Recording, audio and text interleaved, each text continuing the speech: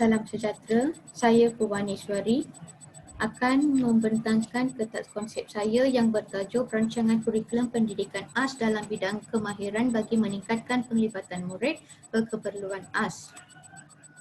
Abstrak, kertas konsep ini membincangkan isu kurikulum pendidikan AS dalam menekankan bidang kemahiran bagi murid keperluan AS di Norway dan penglibatan muridnya.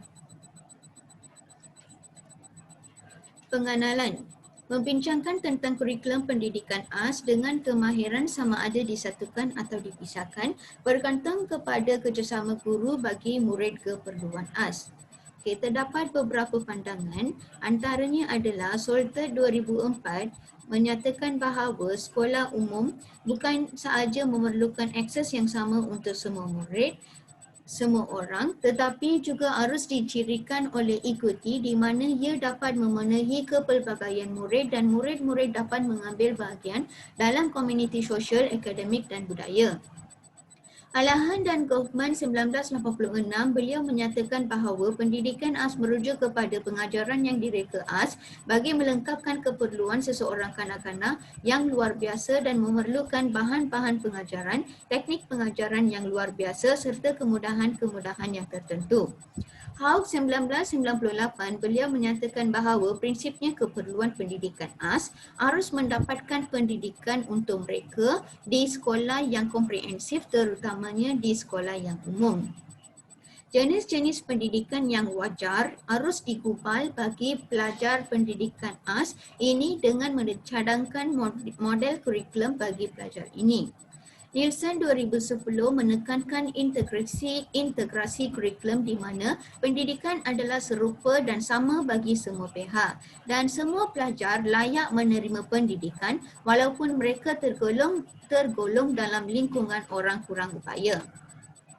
Okey, model yang digunakan adalah model integratif emerging. Adalah sesuai dalam pendidikan AS, terdiri daripada 5 unsur yang saling membantu dan ia digabungkan bersama-sama dalam menyediakan rangka yang sesuai dan membentuk sebuah proses yang berjaya.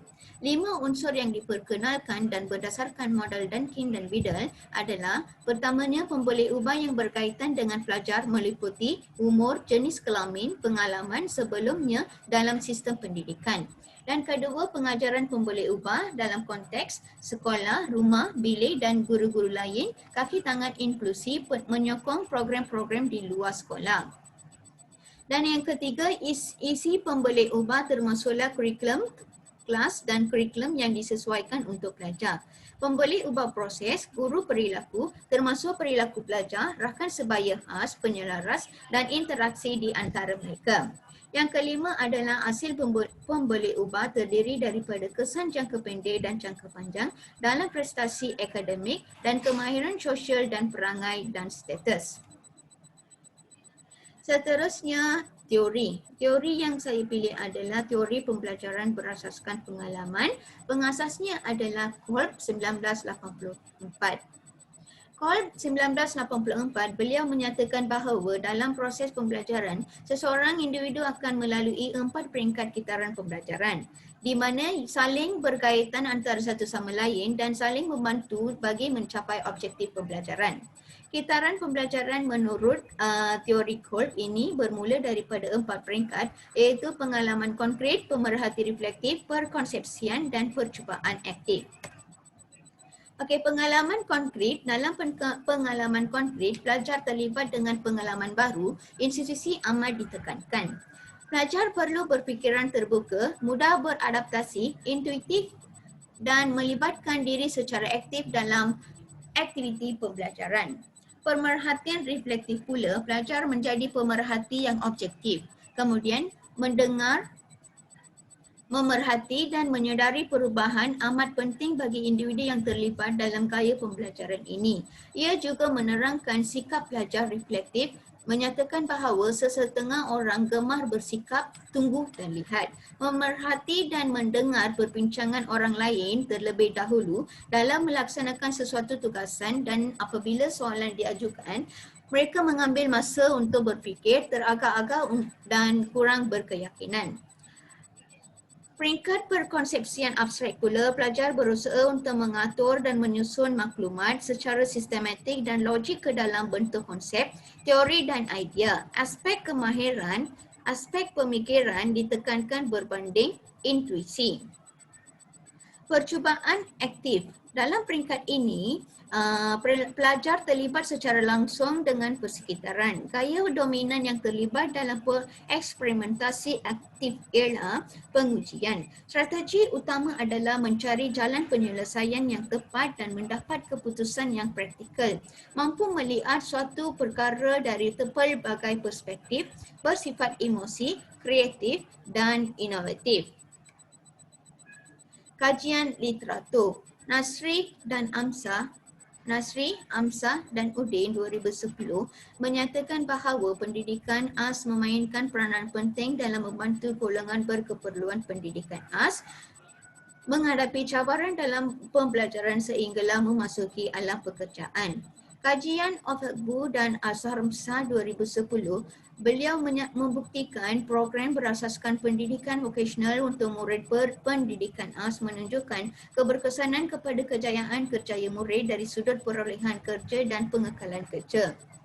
Jones dan Williams di 2011 pula membuktikan bahawa pendidikan dan latihan vokasional memberikan kesan positif kepada pengetahuan, pencapaian dan kebolehan diri murid.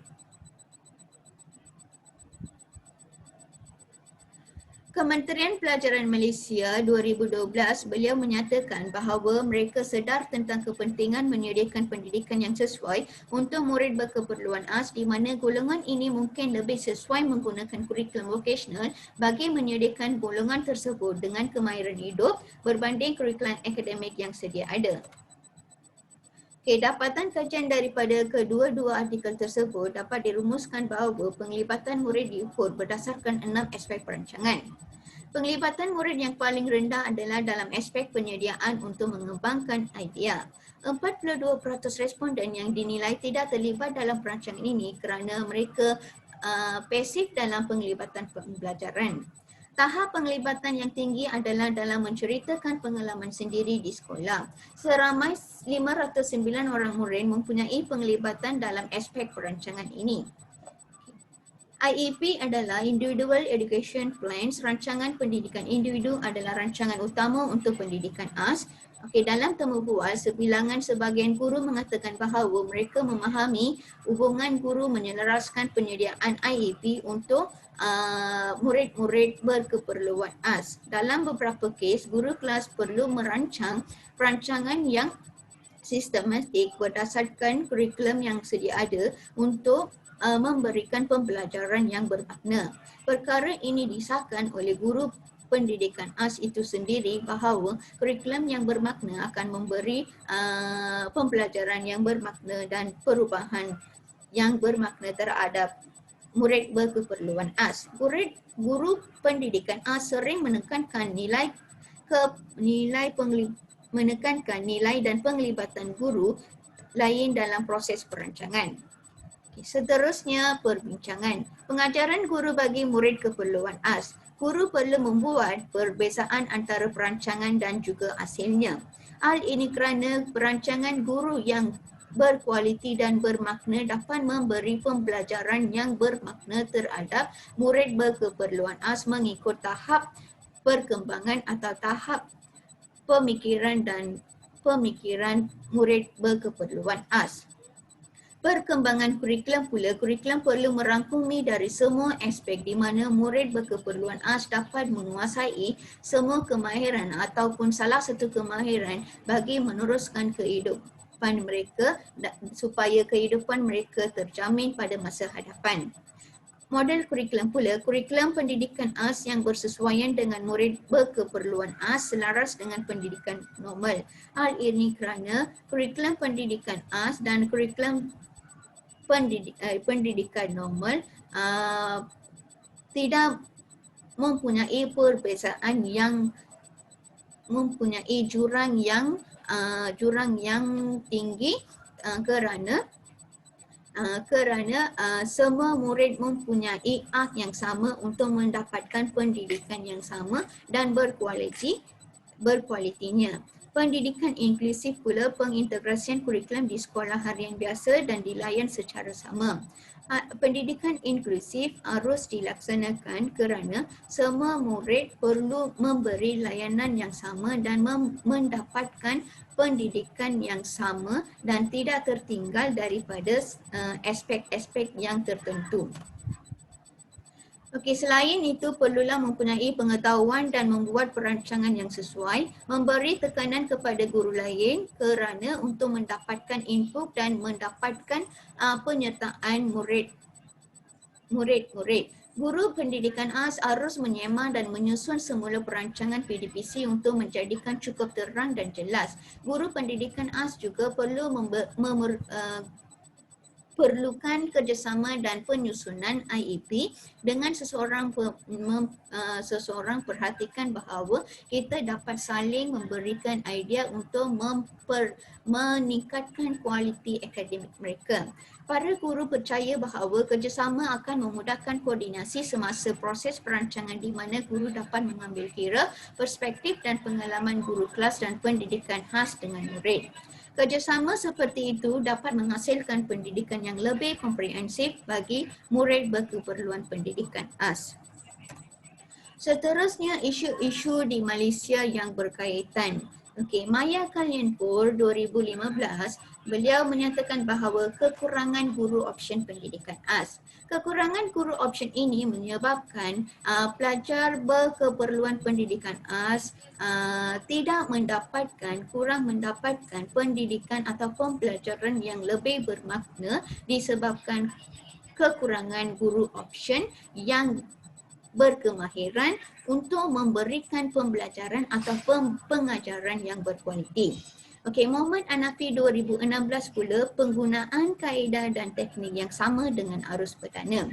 Penggunaan kaedah dan teknik seharusnya tidak sama dengan arus perdana dan bagi murid berkeperluan pendidikan khas. Okey, kaedah dan teknik adalah berbeza kepada murid berkeperluan khas kerana kemampuan dan tahap pemikiran mereka adalah berbeza. Okey, KRIS 2012 pula tidak membuat perancangan pengajaran yang khusus. Jika guru tidak membuat perancangan pengajaran yang berkualiti atau bermakna, maka pembelajaran murid akan terjejas dan murid tidak memberikan atau menunjukkan minat terhadap pembelajaran. Murni 2013, sumber pengajaran yang terhad, kelemahan dari segi kurikulum yang tidak menjurus kepada latihan pekerjaan dan tahap penguasaan murid yang lemah. Okey, jika lihat pada sumber pengajaran yang kurang atau kurang sesuai menyebabkan murid tidak dapat memenuhi pembelajaran mereka dengan sempurna. Okey, kelemahan dari segi kurikulum yang menjuruskan latihan, ia bermakna murid lebih kepada kemahiran kerana kemahiran akan membantu murid-murid berkenaan untuk murid-murid berkenaan untuk mempelajari dan mempraktikkan kemahiran untuk menjana kehidupan mereka. Implikasinya pula dari segi dasar, pihak KPM perlulah menyediakan kurikulum yang tertumpu kepada latihan pekerjaan seperti membuat kraf tangan dan sebagainya. Dari segi latihan, pihak JPN dan PPD perlulah menyediakan latihan yang khusus terhadap penggunaan pedagogi dan strategi kepada guru. Pentadbir pula, pihak pentadbir perlulah menyediakan infrastruktur yang sesuai kepada pelajar pendidikan khas mengikut keperluan mereka. Guru perlulah mengubah suai amalan pengajaran dan perlulah mempelbagaikan kaedah dan teknik pengajaran mengikut keperluan murid. Pelajar pula pada masa hadapan, murid lebih cerah dan terjamin walaupun tahap penguasaan dan pengetahuan mereka adalah lemah tetapi mereka bersedia dengan kemahiran yang dipelajarinya. Okey, Akhir sekali kesimpulan, perancangan kurikulum yang sesuai bagi murid berkeperluan khas demi kehidupan mereka terjamin dengan mempelajari kemahirannya. Okey, guru perlu bersikap positif dan terbuka bagi mengajar murid berkeperluan khas di mana tidak menunjukkan pilih kasih dan bersikap adil dan menunaikan amanah dengan memberikan pengajaran dan pendidikan yang berkualiti kepada murid yang berkeperluan khas. Sumber kaedah dan teknik yang menarik digunakan supaya murid berkeperluan khas merasai segala perubahan dan keinovasian yang terkini dan membantu mereka untuk menghasilkan produk yang bersesuaian dengan keperluan mereka. Itu sahaja daripada saya. Sekian, terima kasih.